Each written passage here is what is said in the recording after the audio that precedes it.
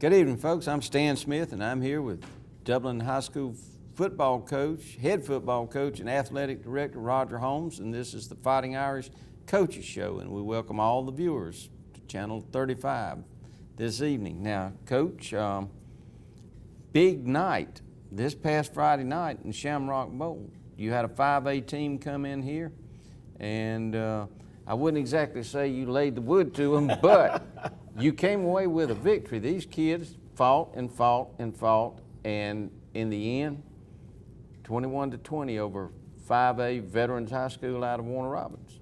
I tell you, Stan, to be 2-0 with a grand total of 2 points separating both games means that the angels have been shining down on the Dublin Irish, but at the end of the day, I think our young men have shown a tremendous amount of resiliency, a lot of fight, a lot of heart.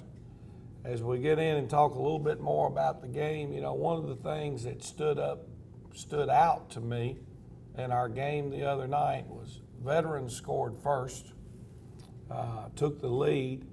The very next drive, Dublin's offense answered, went down the field and actually put together our only real drive of the night, converted on a 3rd and 12, picked up a first down and went on down and scored on that drive. Game stays tied for quite some time, then all of a sudden Veterans takes the lead again, and on the very first play after they had regained the lead, Ramon Pittman had about a 70-yard touchdown run, and we got right back in the game. I think they had missed their extra point and we made ours, and that's what made the 1 point difference. So offensively, we responded when we got behind. Now, one of our conversations with our football team as we were reviewing the film and looking at it was, we can't wait to turn the switch on and off. You know, you can't wait till you say, uh-oh, we're in trouble here, we need to focus up and play. Because that's not really the sign of a great football team. You know, a team that is sound and solid, they're going to come out executing from the beginning and all the way through business. So, well, I know the fans got a real treat Friday night, and you may be right, Coach, on the hesitation, but when it was time to respond, your team did respond both on offense and defense, and you've got to be proud of these kids. But now, in this region that we're in, let's talk about what happened around the region, and then we'll go to some highlights shortly. Well, you know what, I've got to sit here and think a minute, because right now, obviously, everybody's in their preseason mode and that type thing. But I think number one that jumps out to me, Washington County went out and played a tremendous Jones County football team. And if you're comparing scores, then you're not doing justice to what it is, because Jones County is a very good football team. You look out there and you say, dang, Jones put 40-something points on Washington County. Well, they're capable of doing that. And a little bit of conversation I had with the Washington County coach, Jones stuck on a couple of touchdowns late in the fourth quarter that extended the score. But they also put 20-something points on a pretty darn good Jones team. Dodge County was open last week. Now, they had a loss in their first game, close loss to Vidalia. Right. And they're headed over to West Lawrence this week. And that should be another indication, because I feel like West Lawrence has a very solid football team over there returning this year, and sounds like a very good defensive football team right now. Southwest Macon. Big win at Westside. Somebody that they're not going to be able to say at the end of the year that Coach Holmes wasn't trying to tell people back in preseason that Southwest Macon, your old alma mater, I think it was called differently at the time, right? Yep, Willingham then. Willingham, and you know, those guys pulled something off that's never been done. Not in Bibb County.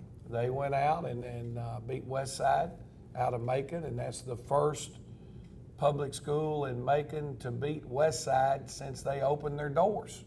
And that was like a 6-3, 8-3 game.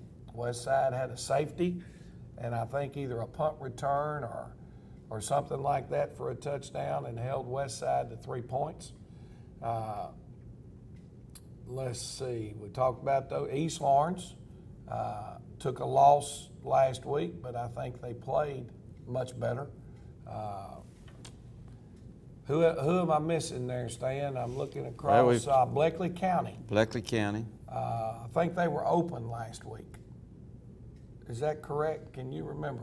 I'm thinking they may have lost to Hawkinsville. They did lose to Hawkinsville. They lost to Hawkinsville last week. So, and Northeast Macon, I'm not exactly sure what they did. I had a chance to see them on film in their scrimmage game against Wilkinson County.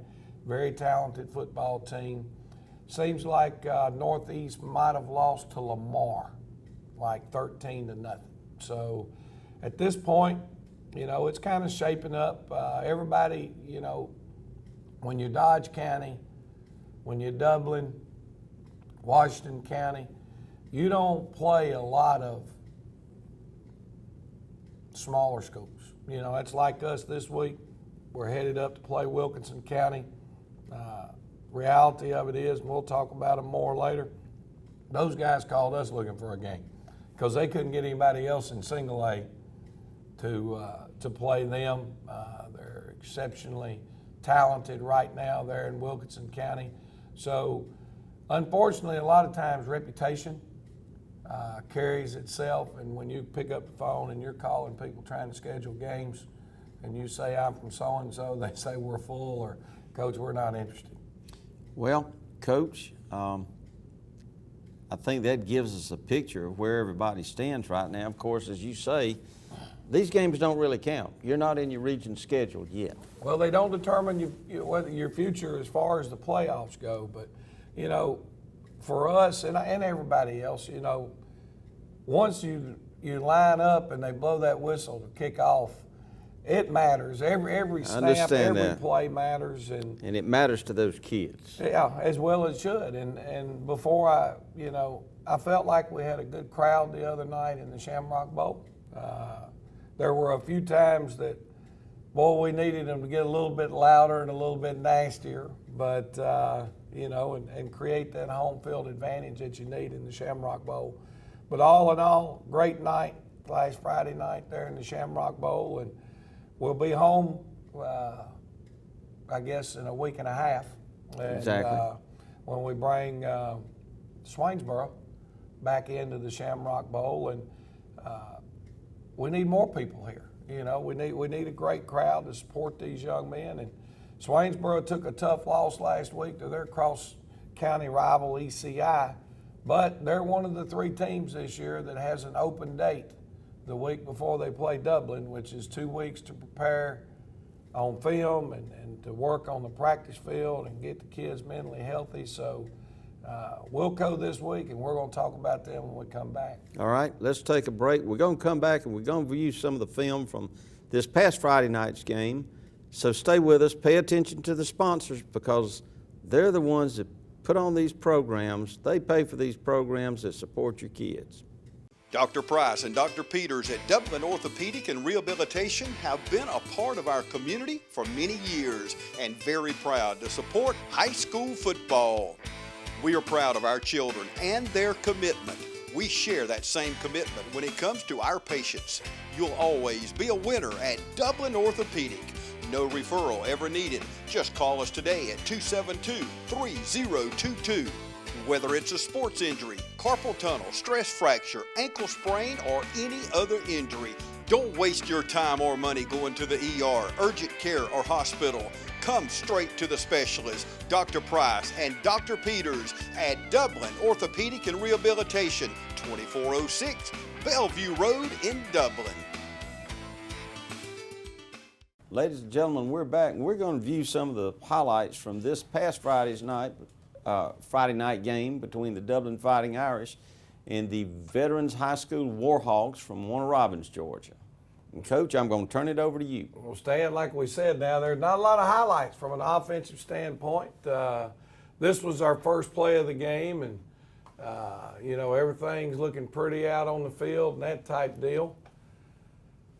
This is our fullback belly play into the split inside, and you know, a lot of the runs on the night looked a lot like that. You know, it was a tough sledding night up inside for the Irish. Well, you were going against that veterans defense, and no pun intended, they are veterans there. Well, they were, Stan. They started 8 seniors on the defensive side of the football, 3 juniors, and their junior class were the guys that were lined up basically on our left side.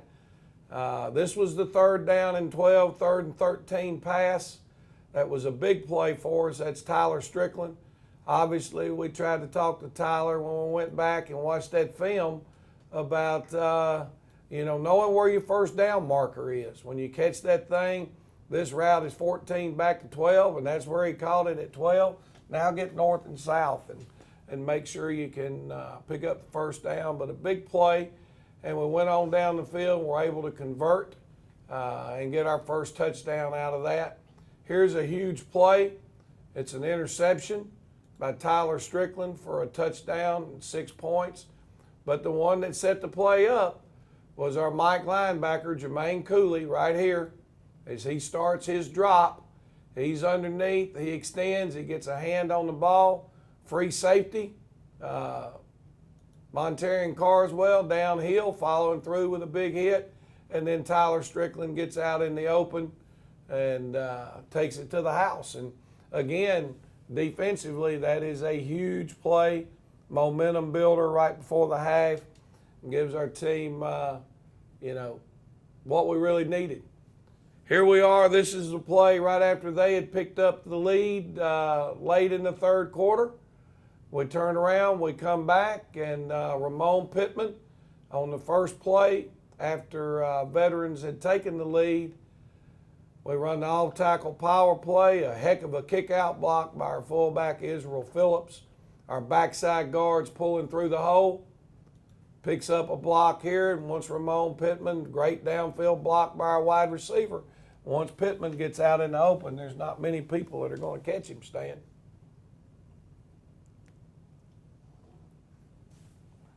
That was probably the play of the night because they had gained the momentum. I think they had a 95-yard touchdown drive right before that. Here's a good shot of our end zone view. Mike linebacker, Isaiah Phillips, with a nice form-fit tackle for us up inside. It's getting kind of late here in the game now. This is Call's fumble by Malik Jones, a Sam linebacker. Now, they got back on it, but as you can see, we're pushing them back there and kind of keeping them out of field goal range.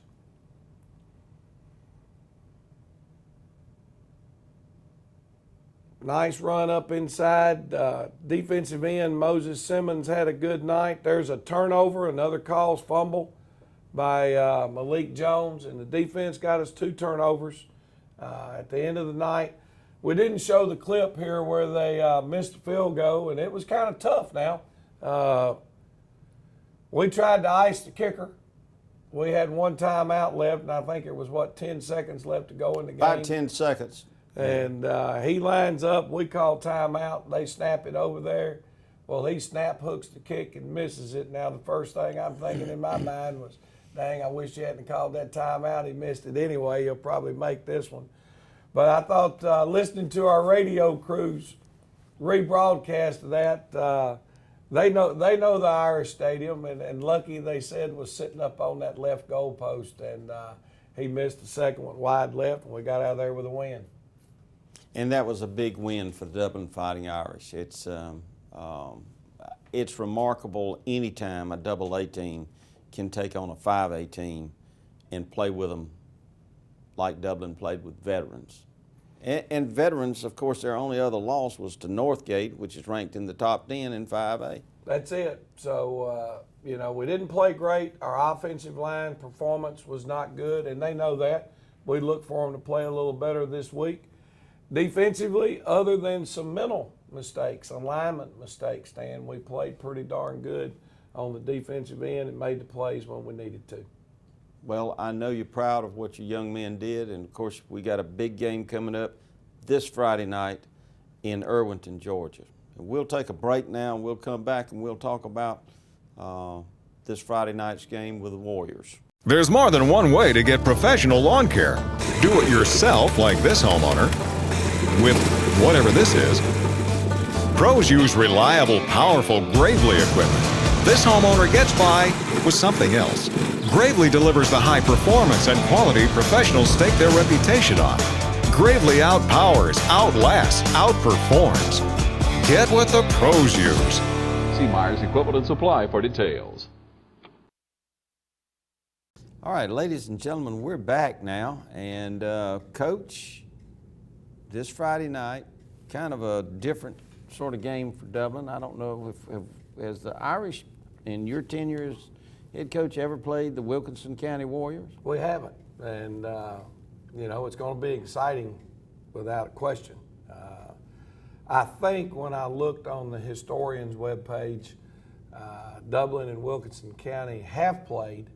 I think it may have been 3 times in their history, and I haven't been a part of that rivalry. And like I said, Coach Hagan's, that's been there in Wilkinson County now for 11 or 12 years and has done a tremendous job with that football team. You know, they were having trouble finding a game. And obviously when you look at the film, you know why they were having trouble finding games. Let's talk about some of their personnel, because I've heard a little bit about them, but they have a very tall quarterback, I understand. They've got a quarterback for him. He's a 3-year starter. He's only a junior. He's 6'5", stands tall in the pocket. He's a left-hander. He has arm strength. He's got escapability. It's not that they want him to run a great deal, but he moves around in the pocket pretty good. And he's got some weapons around him that when he gets them the ball out in space, they've got a chance to do some fabulous things. Now, I think that young man is probably going to come on the radar as one of these pro-style quarterbacks who has a chance to be a big-time recruit. Obviously, he's got the physical stature to do the things that they want done, and you know, I look for him as the recruiting process continues. I think I read in our local paper there was a story in there about Wilkinson County, and Coach was talking about how this past summer he had gotten out and gone to 2 or 3 of these prospect-type camps and caught the eye of some people. So, you know, he looks kind of like Cam Newton standing back there in the pocket now. He really does. Well, you mentioned that he has some other weapons there too. And of course, a good quarterback is one thing, but you need good receivers to make a good quarterback, and they have several, I think. Well, they do, and unfortunately, Stan, I don't have a complete roster on Wilkinson County. Wasn't able to get a hold of one. But the first guy that jumps out at you now, he was wearing number 11. Okay, so if you're a Wilkinson County fan, I apologize for not having the name, but tremendous open field one-on-one receiver. He catches short game. He'll make a DB miss and turn it into a long run. He has the speed to beat you over the top. There's been 2 or 3 balls that have kind of been thrown up, and when they're thrown up, he's the guy that goes up over the DB and makes the catch. And there's been a couple of just phenomenal back shoulder type throw catches that he's made on the sidelines. So he's a weapon. There's another slot receiver that plays on the right side that looks to be about 6'4", 6'5" also. And last week we didn't do a great job of containing the tight end from veterans. So I feel like that they look at that film and say, okay, veterans hurt Dublin with this. So we need to be prepared for some of those same schemes this week that we saw last week. They do run out of the shotgun. There's maybe 3 or 4 snaps we've had a chance to see them where the quarterback is under center. Running backs, they play 2 of them. Both of them are explosively quick, but they have the ability and like to bounce it or cut it back across the grain, back in the backfield, and you have to tackle them because now they're running very hard. Their offensive line, thick. Some big kids, not necessarily real tall, but put together real well, look very solid. Their pass protection's been pretty good. Their run blocking abilities improved a great deal between the scrimmage and the first game. What about on defense? What do you look for them to show on defense? Defensively, they've worked out of what we call a stack 4-4 defense, and they've also worked out of a 5-3. Films we went back and were able to gather from last year when they played wing T teams. They were in a 5-3 more than they were the 4-4, but they do jump back and forth from both of them. Defensive line is the first place it jumps out at you. Explosive off the football. Defensive ends really get off the ball. Number 20 and number 6 are those 2 defensive ends. 6 is the bigger, stronger of the 2. 20 might have the best get off that we see all year at the defensive end. Linebacker crew is aggressive and been downhill pretty good. And their secondary seem to always be where they need to be. They'll play some man coverage on you, keep all the defenders in the box and walk out and play in man coverage. And if that happens, then obviously the key for us, Stan, is the ability to still run the football, get defensive backs that are having to get involved in the run game, and then use play action to throw the football over the top. Okay. Coach, with regard to the Dublin Fighting Irish, any injuries? We're still healthy. That's a good thing for this time of the year. And, you know, there's a little virus going around. There's a lot of kids that we've had one missed practice yesterday. That thing hit me about, Monday afternoon during practice. I don't know what it is, but there's a little virus going around, and we feel like that we should be 100% healthy. I think the weatherman, as you know, as a football coach, you start looking at the weather on Sunday, and it was talking about 80% chance of rain coming in Thursday and Friday, but this morning sounds like they backed those chances down quite a bit. So hopefully the weather will be productive for us. And I know we're getting close to our time, but I want to plug our JV team. Okay. Our JV football team opens their season this week. We have Vidalia coming to town on Thursday, and we'll be playing those guys here in the Shamrock Bowl, and kickoff for the JV games are at 5 o'clock. That should be a good game. I hear a lot of good things from the coaches and from some of the fans about your JV team. Well, we've got a good group. You know, one of the things that you kind of hate in some ways, you know, Stan, when I looked out there the other night or was grading the film against veterans, we had Tyler Strickland at split end, he's a sophomore. Rodriguez Martin at quarterback, he's a sophomore. Greg Jones at our left halfback, he's a sophomore. Jermaine Cooley at fullback, he's a sophomore. So most of those kids won't get to go down and play in the JV game. So that hurts our JV some, because usually that's compromised of your freshman and sophomore group. I understand. Then on the defensive side, Jaquez Evans, a freshman, starting at defensive tackle. Again, Jermaine Cooley, our will linebacker, is a sophomore. Tyler Strickland, our weak corner, was a sophomore. We played an enormous amount of reps with, Stephen Linton, defensive end, a sophomore. Nick Sumner, defensive end, a sophomore. So we've got a lot of young kids that are playing for the varsity on Friday night that aren't going to get a chance. But at the end of the day, the JV games are about experience. And you want to win them all. There's no question about that. But the first one's always tough for your JV kids. They're nervous, they're excited, and in some ways they've been ignored a little bit early in the preseason because you're trying as hard as you can to get your varsity group ready to go. Maybe some of our fans out there can make that JV game. It is at 5 o'clock 5 o'clock. at the Shamrock Bowl. Now, you got plenty of time to come see the JV game and go home and turn on the big orange and watch the Tennessee Vols on Thursday night. I hear you. I know everybody'd be excited to do that. Well, there's one or two around. There's a couple of them, but the pickings are slim. I understand, Coach. All right.